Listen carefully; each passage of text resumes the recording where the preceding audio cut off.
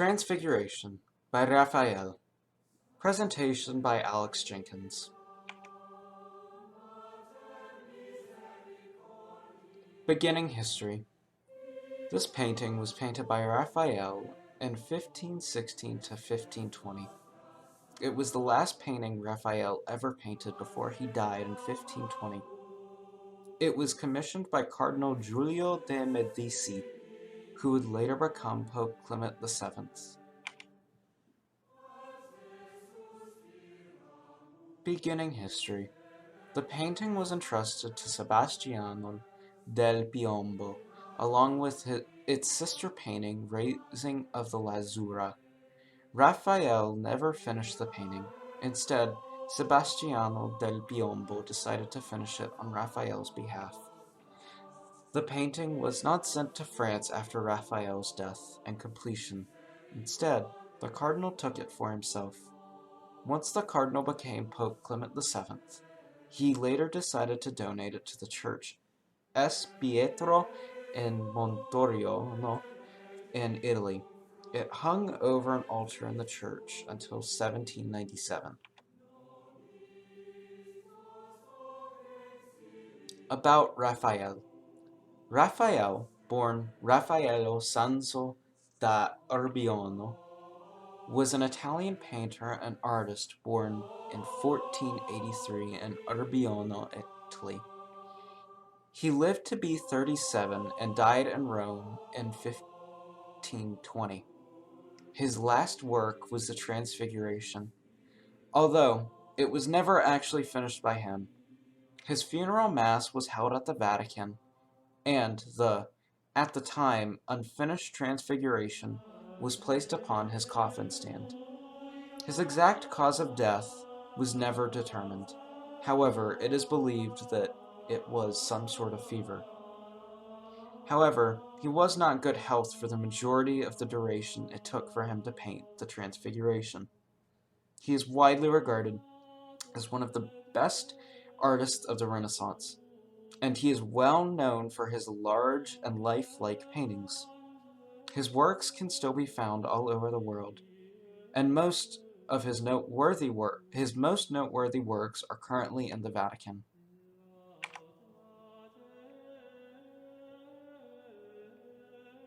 About Sebastiano. Sebastiano del Piombo, also known as Sebastiano Luciania, was a lesser-known Italian painter who was born in the Renaissance. Under Pope Clement VII, Sebastiano and Raphael were ordered to paint two paintings for the church.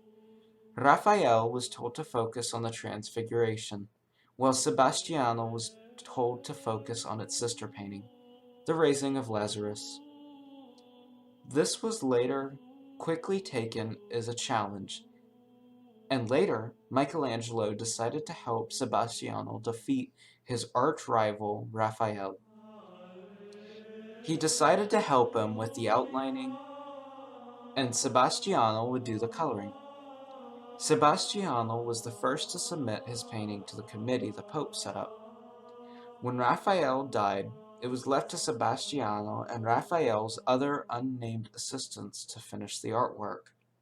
Sebastiano never did create a self-portrait.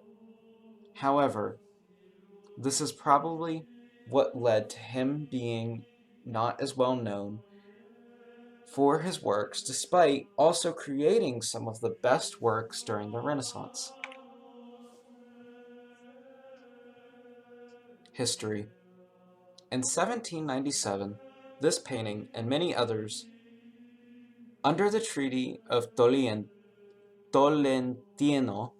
was taken to France.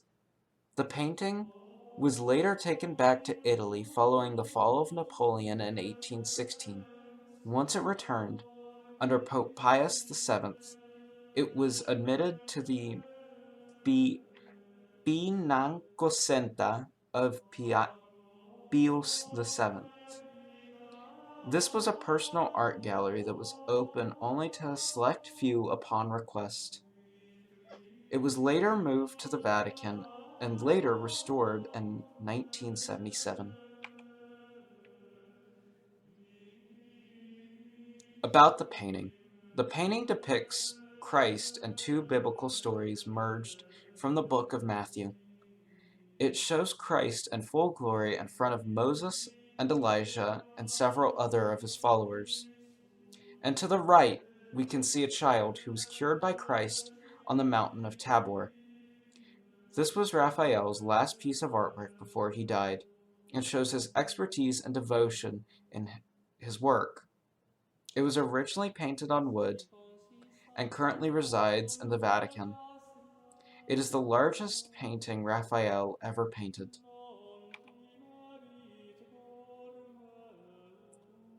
Why I chose this piece of artwork. I chose this artwork because in my trip to Italy over the summer, I had seen and taken many of my own personal pictures in the Vatican. I liked this painting because it shows Christ in all of his glory, while his own followers fall in his presence. This painting really called to me while I was looking at it. I can remember that I was surrounded by other various beautiful pieces of artwork, but I had stood still and walked up to this piece of artwork to get a better look at it. When I did more research on the painting, I learned the unique history behind it, and I knew I just had to pick it. This is my own picture of the Transfiguration.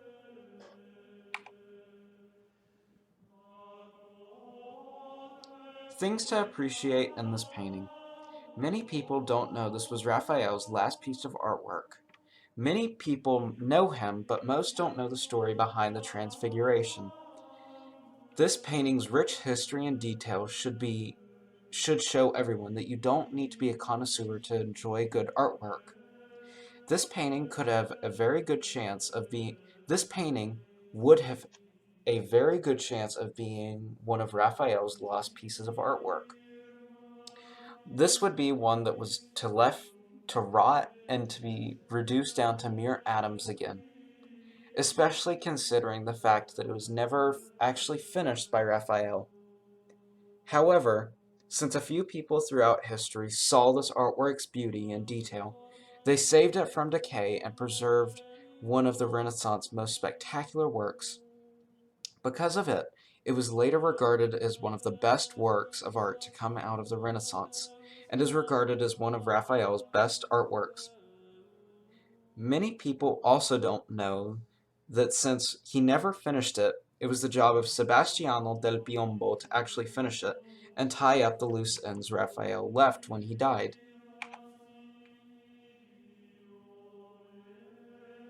Closing thoughts. Many people regularly walk through the Vatican and are in shock of the works that are on open display, or they do not realize what an important place of history and worship the Vatican truly is. These people often look at these paintings on the wall but don't stop to ask for information about them. I was one of these people. However, I have grown a sense of appreciation for the hard work and dedication and detail that are on display in these paintings and many others of them around the world.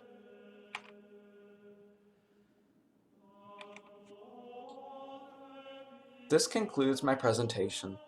Thank you for watching.